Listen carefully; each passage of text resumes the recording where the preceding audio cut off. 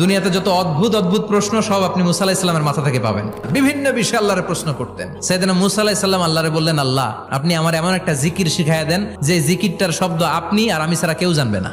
দিনে রাতে সব সময় এই জিকির আমি করব, আপনারে ডাকবো, কিন্তু শর্ত হলো এই জিকিরটা জানবে শুধু আপনি আর জানবো শুধু আমি। আল্লাহ বললেন, মুসা পড়ো লা ইলাহা ইল্লাল্লাহ। মুসা আলাইহিস সালাম কয়, মাবুদ এটা তো জাতীয় জিকির, সবাই জানে। আমি তো চাইছি এক্সেলেন্ট একটা জিকির, কারো কাছে নাই, শুধু আমি জানবো আর আমি পড়বো। আল্লাহ বললেন, মুসা এই লা ইলাহাকে যদি এক পাল্লায় রেখে দাও, তাম বিশ্ব, 7 আকাশ 7 জমিনটারে তুলে যদি তুমি আরেক পাল্লায় রেখে দাও, লা রাজাহাত কাফাতু লা ইলাহা ইল্লাল্লাহ, মুহূর্তের মধ্যে লা ইলাহার পাল্লা ভারী হয়ে যাবে।